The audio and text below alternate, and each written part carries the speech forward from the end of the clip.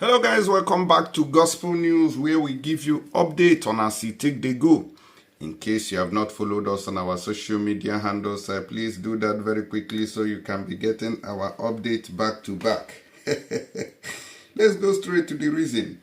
As there's no time to waste time, as soon as I don't see him for screen there, we can see this man, what they call Innocent Orji of the Biafran National Guard. Now, my question here is, where is Mr. Innocent Orji, or General Innocent Orji, as he usually calls himself? I go remember, say, we never too take. When the Nigerian army come out, come tell us, say, they don't raid the camp of these people. So what really happened to them is not known to us today. Look at the time when the raid occurred. The Nigerian army took pictures of what happened there. Okay, 18th September. Excuse me. It happened on the 18th of September. This that was last month. That was when this camp was raided. Okay. So somebody might be wondering what brought about this. Why are you asking what this one? And the question here is, where is General Innocent Orji? Where is the Biafra National Guard? Where did they go to? In that very operation, you all can have seen many videos of BNG, you know, when they come out to do their operations, when they come out to do their marching, do their flag, salute and all that. We know that they have, at least, if they are not too many, they might be 7 or 8 that usually does the marching, do their parade and all that. Okay? So now, since this incident happened, we have the DOS, we have the autopilot being headed by Simon Ekpa. So none of these groups have questioned what happened to this Mr. Innocent Orji. And as you all know, the wife of this man, if I'm not mistaken, was the woman who was released after 20 years. I don't know, I think so. After 20 years of detention. Why was she detained? It is still because of this Biafran agitation. She was detained for 20 years, including other people too. Probably like the people who has been following General Orji. Okay, so where are these people? Which means that there is no unity of purpose in this agitation. Okay, some of you might not understand. There is no unity. Even if you are not in the same camp with General Orji, okay, you have your own group agitating for the same cause which General Orji is agitating for. When something happens to one, I think, to me, the others are supposed to question. The others are supposed to question what happened to that person. If not, when somebody dies on this earth, we are supposed to move on and say, well, it don't die, don't die. Just like this, our brother now, Mohbad, when he died. The reason why Nigerians started shouting, crying, why everybody started making noise about it, is to create awareness so that such thing will not repeat again. The people who did it will not do it to another person. That is the essence of shouting and clamoring for justice for that very person. But since this incident happened, we've not heard from anybody saying, oh, we have been investigating, we have contacted spies, we have paid money to security agents who can walk through the backyard to ascertain whether General Orji himself was among those who were killed during that very raid in their camp. Okay? Nobody has done such, which means that the thing, you know, if you die, you die on your own. You get the point now. So the thing is, I'm not sure whether the thing makes sense. I don't know. Let me not just talk too deep.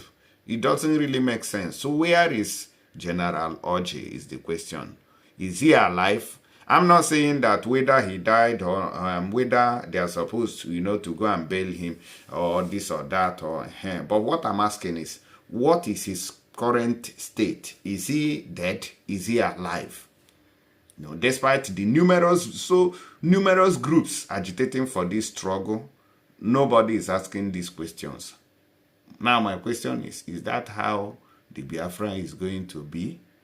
So assuming that this Mr. Innocent, General Innocent Orji, was so equipped that, let's say, for example, he got some people abroad who said, oh, we are going to sponsor you to get the Biafra, and he fight with all those things he was showing us, even though those things were maybe something that welders constructed for him, just he was using it to show force and all that.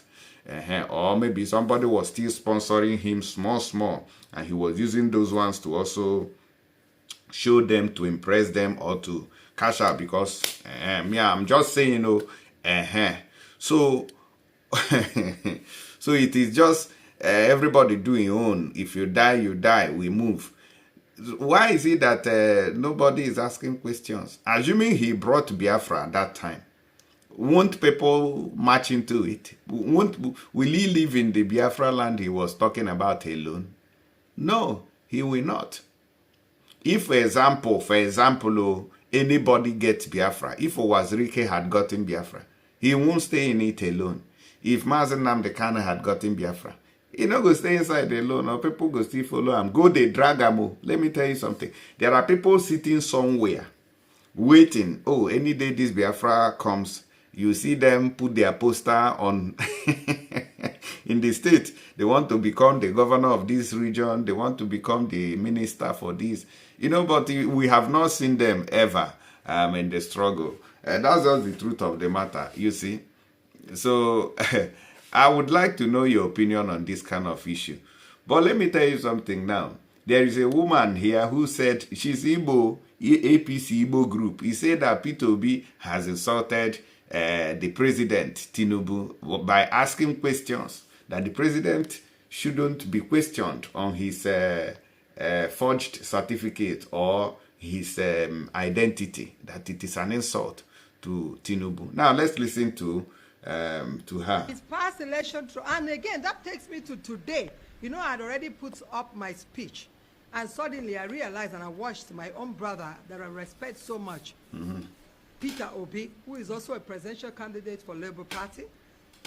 He came up on a rise this morning to say that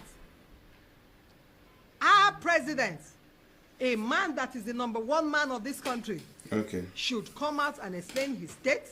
So by now, a man who served 8 years as a governor, you don't know his state, should tell us his background educationally. Is that right? No.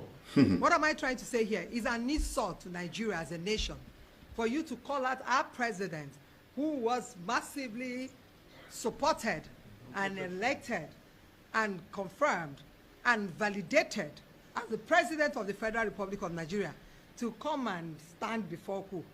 To say he's from this state, from this country, from this region, from the locality. Does he owe us that? No. What president owe us now is to take us to our destination of choice. So I'm disappointed in a man that I respect so much, my brother, who stood firm to run for the Igbos. It may not be turned now, but it could come in future. But whatever he does now is going to play out in future.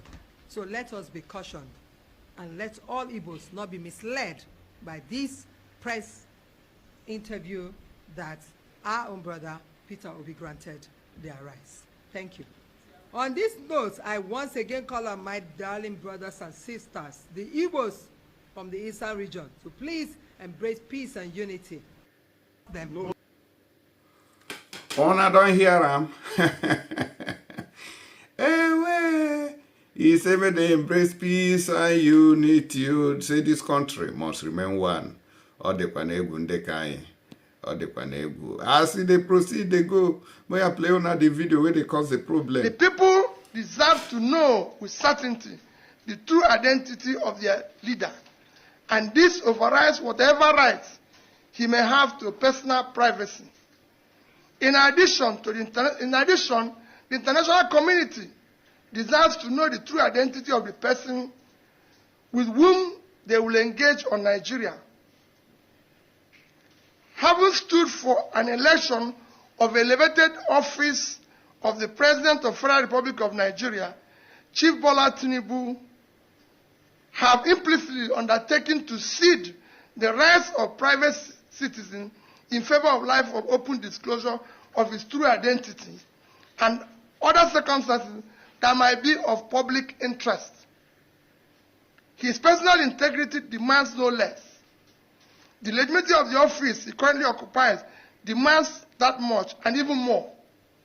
Respect for the integrity and esteem of the Nigerian nation within the Committee of Nations makes it even more incumbent and compulsory. It is time to do the right thing. Now this video now caused the problem when that even Arise TV news presenter now, what did they call what did they call her? What be this man name self? I don't forget. What did they call him? Abatti, yeah, Abatti of Arise TV. It don't come out. Can't say make P.Obi go they do this evangelism. P.Obi's press conference on Tinubu was needless. He should consider a career in evangelism, says Reuben Abatti. You don't already do. And I go remember when one man tell Reuben Abatti on national TV that he belongs to the APC and he should start coming home. So this is one of the so Reuben Abatti will always show when his color. When I saw the press conference by Mr. P.Obi yesterday, I thought it was needless.